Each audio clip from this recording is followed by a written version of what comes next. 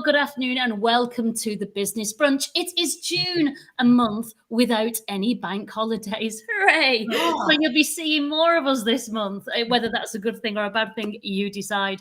We've got a great guest with us today. But before I introduce Jane and tell you the subject for today, please do get busy in the comments and tell us, say hello to us and tell us where you are. It's always nice to know that we're not here on our own, but we know we aren't, because we're going live in I don't know how many, 16 or so different channels. Yeah. So you won't be on your own, so do please say hello.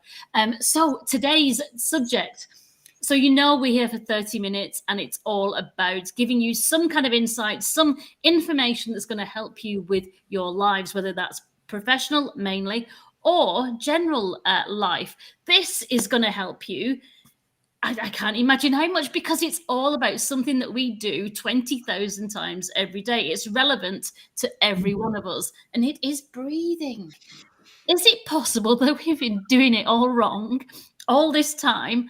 Maybe. Can you imagine if we were doing it right, how much more powerful we would be, how much more productive, efficient, and healthier? The dog agrees. She's trying to breathe properly. So, Jane Tarrant, welcome to the show. Thank you very much. Hello. Yeah, I'm absolutely fascinated. But before we do that, please, everybody start saying hello. And I'll introduce, we can all introduce ourselves, can't we? I'm a marketer. That's not interesting. Sarah, who are you? That's so interesting. Yeah. I'm Sarah Farmer, an executive coach, and I specialise in imposter syndrome and elite leadership skills for senior leaders, executives, and leadership teams. Melinda, who are you? Hi there, my name is Melinda Ward. I am the Director for Consulting Solutions and Managed Services at Helm 360. My areas of speciality are, consultant management, team management, business transformation, all those sort of fun things. We do have a few people in the comments. We do that, let's see who Jane is first. Yeah. Jane, very quickly, who are you? Hi, so I'm Jane Tarrant. I'm the founder of Link Breathing, and I'm a breathing retrainer and breathing educator, or healthy breathing educator specifically. Fantastic. So we're going to get into that very, very quickly. So yes, Melinda, tell us who's saying hello. We've got. Sorry, my voice has gone a bit today. But, apologies for any voice quality issues. Quite a lot at the weekend. We've got Bianca from South Africa. Hello. We've got, is it? Sorry? Talita from Stellenbosch from the Western Cape. So hello. Hey, we've got the South Africa contingent in this. Which is great.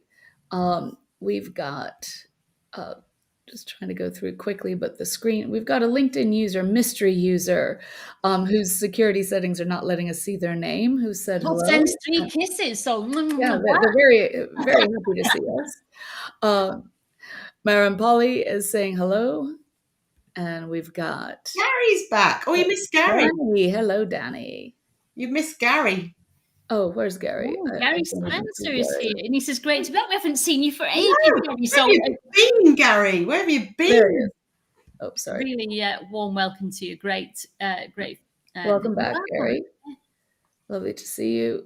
Sorry, I missed you on the scroll. It's like as new things come in, it keeps on moving up, so you're about to click and it jumps sometimes. So apologies for that. Actually, Daddy's saying something. Maybe I was hitting the karaoke. No, but I was at a music festival for the last 2 days. So, we've got some greetings from Leeds from Fahim. Hi, Fahim. And we've got some clarity on the mystery LinkedIn user is actually Haley. Hey, Haley. Swindon, welcome. And that is, I believe, everybody. Apologies if I've missed anyone. Please feel free to join the party if you haven't commented already.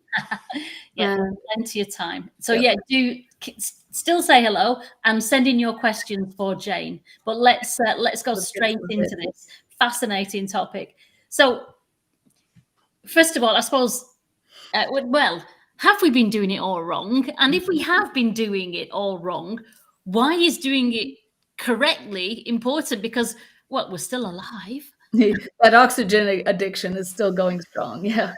Absolutely. So this is often a question. If I sort of say that I retrain breathing, often you'll get either the, oh, I love breath work and so into that, this is my thing. And you get the excitement on the breath work side because that's part of what I do, but not the full thing. Or you get the other side, which is, well, I mean, pretty good at breathing, doing it all my life, you know, must be an expert by now. And there's these sort of two different, and obviously it comes in different shapes and sizes, but two different sort of stances usually. And what we're looking at here is going, well, is it just breath work that we should be excited about, or is it more? And on the other side, have we completely missed something because there's been no education, literally nothing for our entire lives? We've become an adult and we think, well, surely if there was something here that was relevant, surely we would have been told something about it. And I think that is the most crucial part here. So a tiny bit of backstory for me as to why this became relevant for me in the first place. I was 7 years old and I still remember now, like banking this memory as being quite sort of crucial at the time. And I was sitting on my floor thinking, my nose feels too small to breathe through. And like, I can't really breathe through it properly. I can, you know, get air through it, but it doesn't feel enough. And I was like, but surely if that was a problem, someone would have told me. And at that age, you have a lot of trust in doctors and your parents and teachers and everything else. And I think a lot of us may have had children or not, but if you have, you teach them what you know, and what you don't know, you hope that somebody else is going to pick up for you. And so this is an experience that a lot of people have had of finding that there's maybe something about their breathing they've noticed, and others completely oblivious, just go on with life. It wasn't until I was 30 that I learned from a podcast that I could actually retrain my nose and that I could become a nose breather, which is how we should breathe all the time. And that I could actually retrain my breathing in general and then feel the benefits of that. So for me, it's been things like improved sleep quality, improved energy levels, not feeling as tired if I go fast walking. I'm not sort of starting to really notice the fatigue in my muscles, better recovery. One of the massive ones for me is not getting as sick as I would normally. And I have a 4-year-old girl who gets me ill all the time because she goes to nursery. And yet I haven't lost my nose to a cold in over 2 years. And I mouth tape at night so that I guarantee nose breathing, which we can come on to. What at night, sorry? Mouth tape. So I close my mouth and I put a little bit of tape down the center so I can cough out the sides, but I can actually keep my mouth closed and breathe through my nose all night. Yeah, I know, which is very cool. A lot of people. My mouth closed at all scares me. I mean, I always want to make a noise of some nature. But this is the thing. So this is something that's become quite normalized in certain circles, but it's still really new to most people. Wow. And when I do get like a cough or a cold or anything, it's nowhere near as bad as it used to be because I'm no longer breathing through my mouth, taking the dry air to the back of my throat that's unfiltered with that dryness that's going to irritate and therefore exacerbating any of the illnesses. And these sorts of things can be really crucial, not only for employees, but those running their own businesses, you know, making sure that we feel as good as we can, even though people around us may not allow us to be completely germ-free. So those one of the things that really starts me off with the exciting part that we've never really considered.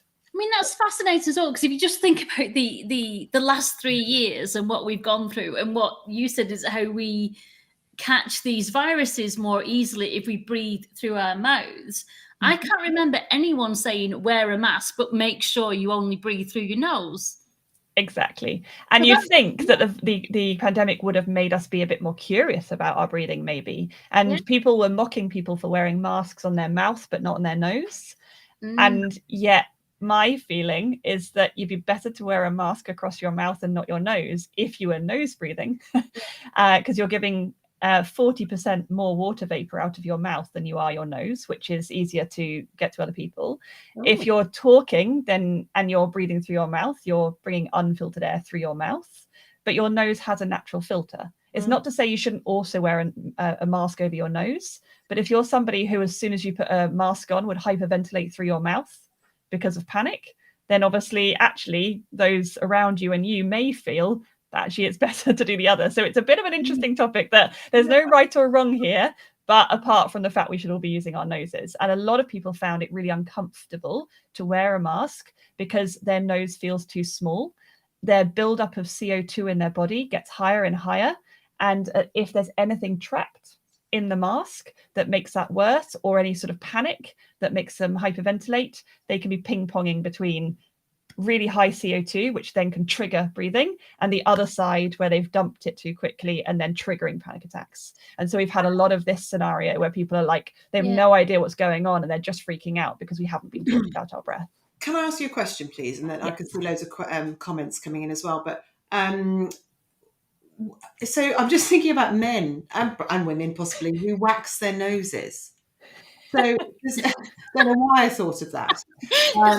But is it the hairs in your nose that are the filter, or is there something else going on? So if you wax your nose hairs as you get older, apparently is the thing, does that mean that you become more vulnerable? Are you taking away your natural protection? Should we all have big hairy noses?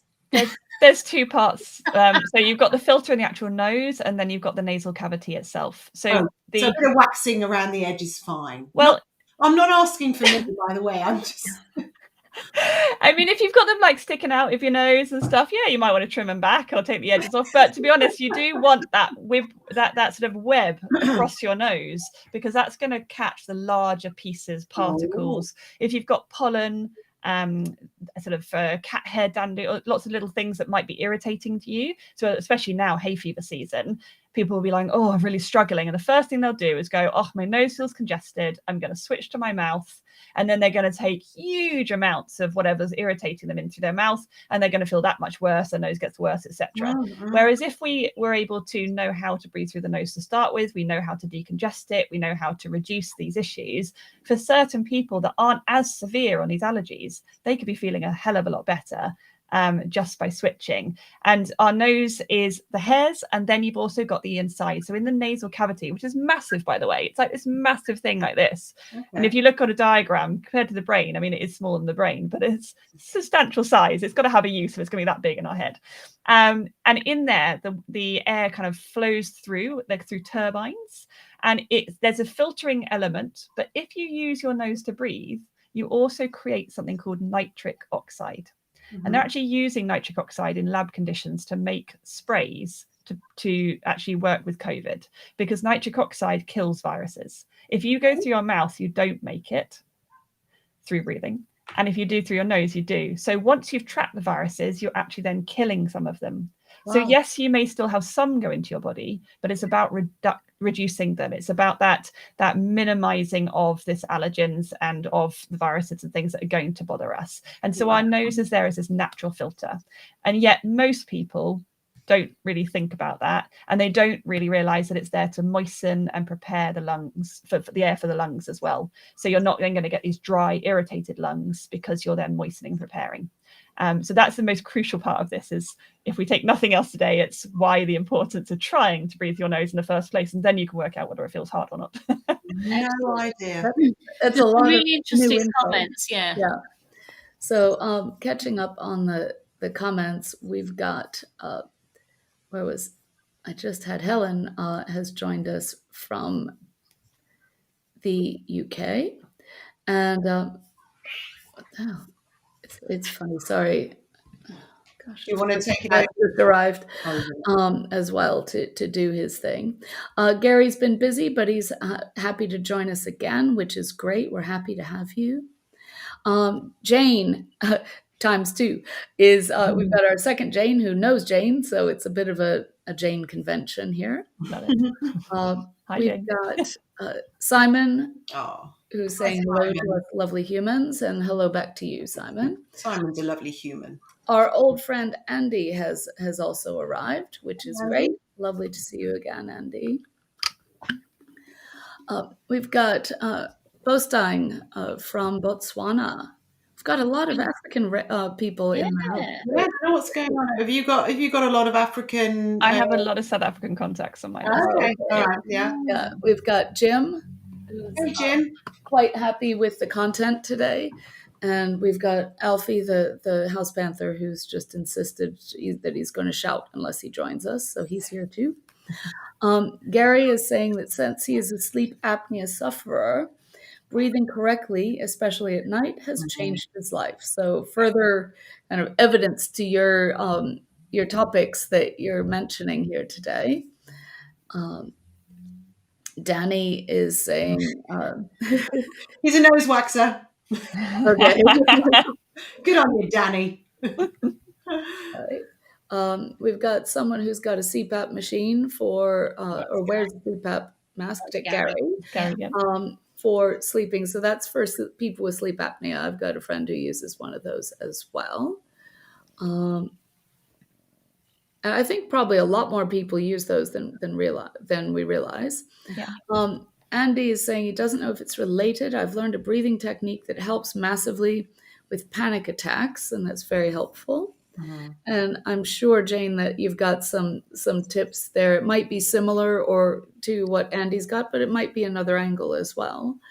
Fahim has said it's amazing how it seems so common sense, but we're doing all the wrong things, which is exactly Jane's message. Is like, it's funny how something that we've done for so long we can need so much help with, really. Simon has a technique, it says 7-11 breathing. He uses to reduce stress and promote relaxation. We've got Andy doing square breathing. Oh, that's a square box breathing. Yeah, I know that one. Yeah. It's quite a common one. That one's pretty well publicized, we could say. Andy's happy to be back with us, and we are happy you're here too, Andy. We are. Danny is saying tough trade-off between trapping pollen and viruses versus looking like a party when I breathe out. Oh, I love Danny. Everyone needs a Danny in their life. And the last comment, Simon's responding to Andy saying it's slightly different form as 2 years and is used by the special forces. So that is our current batch for now. Nice. So you've told us the benefits kind of health-wise of how the nose works, so it's better than mouth breathing. So what kind of benefits, if we're breathing correctly, what's it going to do for us, apart from obviously stop us or prevent us getting as ill or getting ill in the first place? Well, how else can breathing correctly benefit us? So one of my favorite parts is a little basic science piece that I like to explain. And I explain it with red buses because none of us really need to talk about hemoglobin, although that's what we're talking about. We like to keep it nice and simple. So I want everyone to kind of visualize this. So when we breathe in a hyperventilated way, i.e. we're breathing too much all the time, this is what we call overbreathing. Now, most people think of hyperventilation more like really obvious. And yet hyperventilation is that, but overbreathing is when we're doing a little portion of that the whole time, just a little bit too much through the nose, or switching to the mouth, which is way too much because you're through a much bigger hole.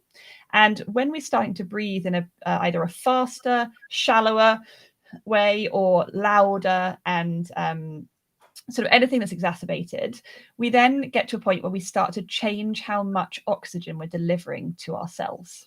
Now, this is really important, again, for everyone. So yes, it's relevant for illnesses, but it's also relevant for sporting performance, for business performance, and for generally just how you're feeling day to day and operating and how you're thinking. So we mentioned the panic attacks was mentioned in the notes here as well. If you're starting to hyperventilate, you're dumping way too much CO2.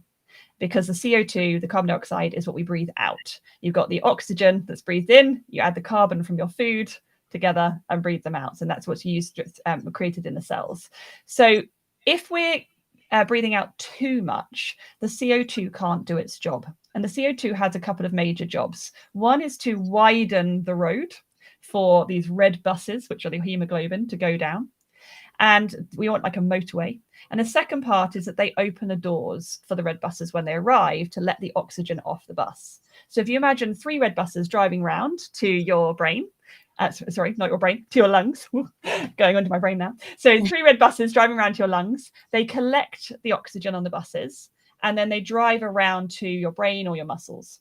When they arrive at the location, you want 3 red buses next to each other, like on a motorway or freeway or whatever people call them. And you want them to arrive at once, and then all the doors get opened front and back by all the CO2 that's standing there like porters. And when that happens, enough oxygen gets off into the location. The CO2 that's been used finishes its shift, gets on, and they drive back round to the lungs to be breathed out, and all the time. Now, if we change how we breathe and we breathe too fast, too hard, too shallow, we start to reduce down to a dual carriageway, a 2-lane road. And so you've got 2 buses up front and 1 bus stacked behind. Really basic. But these 3 buses are no longer delivering with as much efficiency as they were before. But also you've got less porters on duty because they weren't there to hold the road open. So they're not there quite as much to open the doors either. And only some of the doors get opened. So only some oxygen gets off. You're still functioning. And this is where most people are today. Now, obviously, this is an oversimplified version, but in this section where you've gone down to a dual carriageway, you're not at your optimal performance. This is how most people are just living. And because we age and because other things happen and other people look potentially worse than we do, we look at it and go, yeah, but I'm older, I'm going to be slower or feel a bit this, or, or maybe I'm perimenopausal and that's the only reason why maybe I'm feeling brain fog. And so we sort of put these excuses down as to why we might feel not quite optimal. Oh, we've got a child and we're not sleeping well, and obviously that's it. And yes, it does make a difference. Mm-hmm. But if we add that to poor breathing, we're going to be feeling quite a lot more suboptimal than we need to. Now, you'll never know how you could feel unless you change it. Yeah. And so most people that aren't feeling severe symptoms like snoring, panic attacks, high anxiety, high stress without healthy ways of coping, and maybe going to things like alcohol or drugs or sex or anything else that they use to cope with it, anything that's sort of in a space that they need it, they can't help but go to those things, then we're going to be in a position where it's much more challenging. Now, when somebody starts to go into this really severe end, they might get into panic attacks. And that's when you start going down to a single carriageway because you're really hyperventilating now. Mm-hmm. So while most people are living in the middle, in a stressful scenario, before a big talk, before a presentation, maybe during exercise, but you don't know how to breathe during exercise, so you're hyperventilating really, really, really, really hard, even though you're just jogging. Yeah. You have this scenario where you're going right down again, and so the CO2 is dumping so fast, and you're just reducing all the oxygen that's getting there. Now, the oxygen in your blood is still pretty good. Often, if we put a pulse oximeter on our fingers, we're still between 95 to 99% oxygen in our blood. So we're bringing in enough. And we usually at rest breathe out about 80% of what we breathe in of the oxygen. So we don't need to get more oxygen. We need to deliver more oxygen. And this is a discrepancy. So yes, we need more oxygen, but we're not talking about taking it in. We're talking about delivery. And this is the key area that we've not been educated on. So whilst most people think they've got to exacerbate their breath, they're actually going the opposite way to what they're intending. And then you add a stressful scenario or long-term stressful scenario at work. For example, I quite often have CEOs that come to me and they've maybe been in leadership for years, or lawyers have been in their position for years. And eventually they start getting panic attacks type breathlessness at nighttime as they're going to sleep or in the middle of the night, or they're starting to hyperventilate during sport and they can't calm down, or they're starting to notice snoring. And these are the things that stress can then bring on. Okay. Well, then is there a way, like, how can you know? I think you'd mentioned before we went on air that you have kind of a self-test or an evaluation so that we can kind of get a sense, like how many buses we have in our arsenal. Let's do it. So if we all do it together, everybody else can copy if they want to. I'm just going to bring my screen down a little bit so you can see. So we're going to put one hand on the upper chest. We're going to put a thumb on what I call the D spot. So I talk about the G spots of breathing on my LinkedIn profile. So one of them is a D spot. So you find your ribs, and the ribs split like this. And then the very top of the split, it's quite uncomfortable, but just below there is a bouncy muscle. Okay, so you found your bounce, and then your little finger down towards your pubic bone and rest your wrist here. So you've got 2 hands on, and just breathe normally. And all you're going to notice is, where are you breathing to start with? So the first one is, are you breathing through your nose or your mouth? Nose. Okay. You told us to, we dare not. Then where is your tongue in your mouth? Is your tongue in the bottom of your mouth, touching the bottom front teeth? Is it with the tip up in the roof, with the rest relaxed away from the roof of the mouth? Mm-hmm. Or is the tip up and the full tongue is sealed against the roof of the mouth all the way back, creating a seal so that if you were to open your mouth, you can't breathe through it? I'd say the last one. First or second one for me. I think second one, I think my tip is up, but I think the rest of the tongue is quite relaxed. I don't think it's, yeah. So- Mine's more kind of between 2 and 3, I think. Okay, so what we really want is we want it fully in the roof of our mouth, creating a seal in our mouth. Because if we get out of a chair and we go, we're suddenly switching to mouth breathing without even realizing through habit. Whereas if our tongue was trained, even if we did drop our chin, we are then actually still breathing through our nose. So by training our tongue, we start to notice changes in the day. So when you're stressed, you're not then taking these extra stress things. And you can notice it in your breathing now. So with your hands, sorry, pop the hands back on. You can now notice the next stage. So your tongue is where it is for now, and we can work on that. And the next thing is, where are you moving? So is it this upper hand moving? No. Like this? It might be not so exacerbated. Or is it the thumb? So when you breathe in, is the thumb being sucked in, which is not good? Or is the thumb going out as you breathe in? Thumb out for me. Thumb out, yeah. Or for a lot of people, that won't be moving at all. And only this belly area will be moving. So you've got the belly button, and you've got below the belly button down towards the pelvic floor. So often we have a lot of movement in here because of yoga breathing, belly breathing, as people have heard it. And they start to go, and we don't want that either. So we don't want to be up here. We don't want to be down here. And that's where most people live. Both of which are restricted. So if I was to breathe here into 1, 2, 3, I'm maxed. I can't go any more. I'm done. So on a sport breath, that would be really unhelpful. Here, 1, 2, 3, and I'm done. But in the middle here, I can actually get movement for a lot longer. I'm dizzy. I'm dizzy. I've been breathing in too hard. I'm having a lovely time now.